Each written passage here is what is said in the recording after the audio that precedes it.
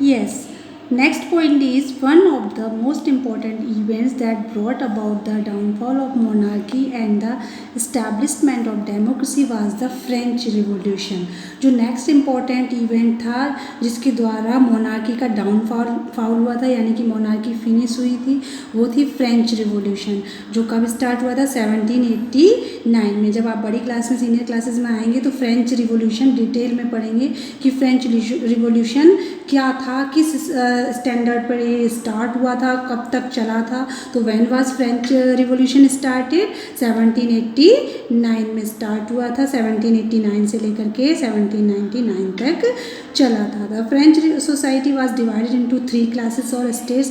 जो French revolution में जो सोसाइटी थी, वहाँ की जो फ्रांस का समाज था, वो 3 वर्गों में विभाजित था।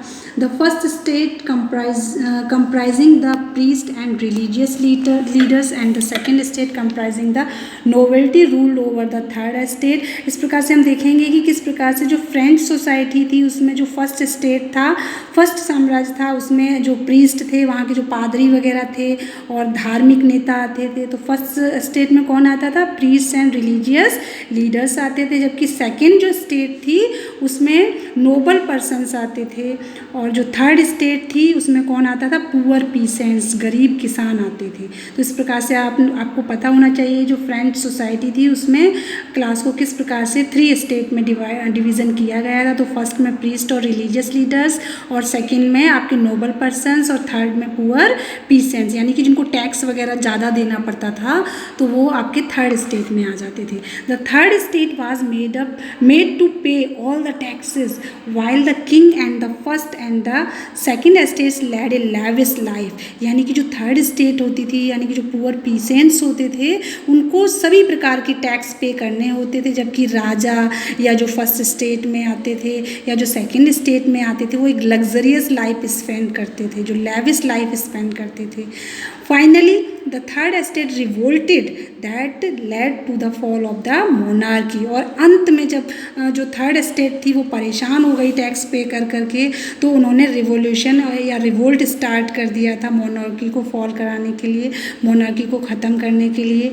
ए national constituent assembly was form with the representative of all the 3 states. Now in तीनों ही स्टेट से रिप्रेजेंटेटिव लेकर के एक नेशनल कॉन्स्टिट्यूएंट असेंबली को फॉर्म किया गया, बनाया गया। It adopted the Declaration of Rights of Man and of the Citizens in 1789, which stated that all men are equal by nature and before the law।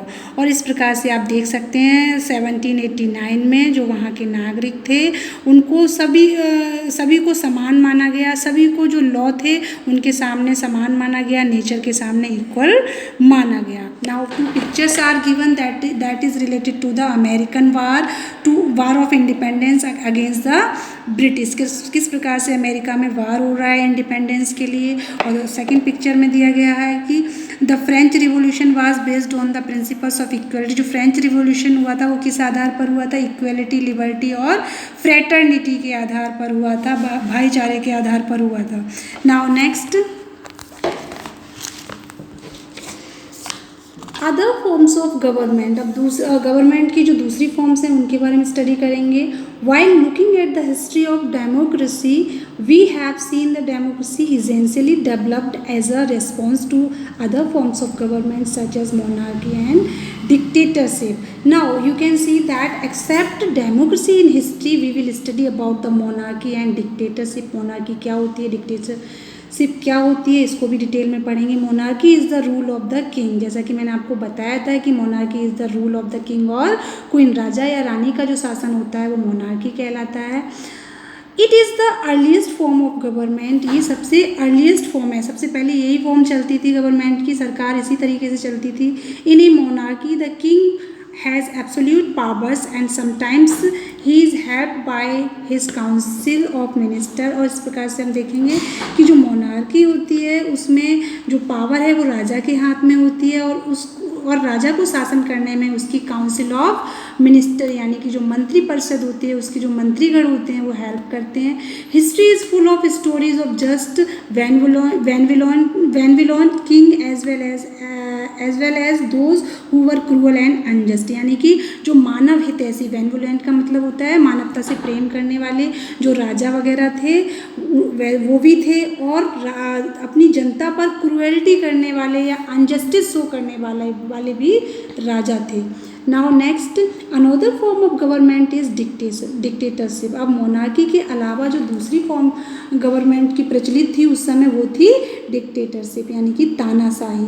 In such A system, इसमें क्या होता था, one person called the dictator assumes all powers and rule a country according to his or her own wish. इसमें एक जो राजा होता था या एक जो पर्सन होता था वो सारी पावर अपने अंदर ले लेता था और उस पावर के द्वारा वह शासन करता था। Dictators often tend to become oppressive and unjust. ज़्यादातर जो डिक्टेटर्स होते थे वो अन्यायकारी होते थे और लोगों को ऑप्रेस करने का वर्क करते थे, दबाने का प्रयास करते थे हमेशा।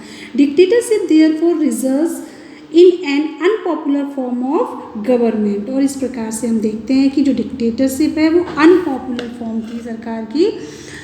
A republican form of government is based on the principle of democracy। जो रिपब्लिकन फॉर्म होती है गवर्नमेंट की वो डेमोक्रेसी के प्रिंसिपल पर वर्क करती है, यानी कि उसमें प्रजातंत्र होता है where the head of the state is elected by the people.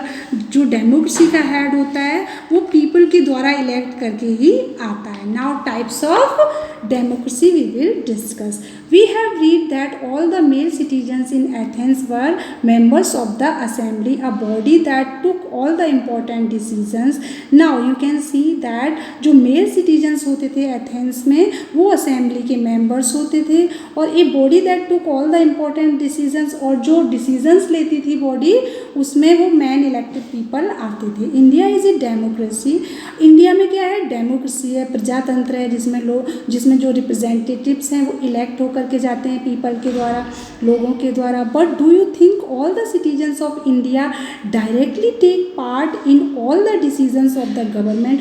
क्या आपके अनुसार अगर सरकार कोई डिसीजन लेती है तो उसमें जो इंडियन सिटीजन है वो डायरेक्टली पार्टिसिपेट करते हैं?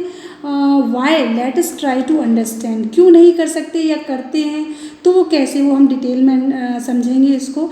इन modern times there are two kinds of democracy. Modern समय में 2 टाइप की डेमोक्रेसी है, direct democracy and indirect democracy. Direct democracy is a form of democracy where the citizens directly participate in the affairs of the government.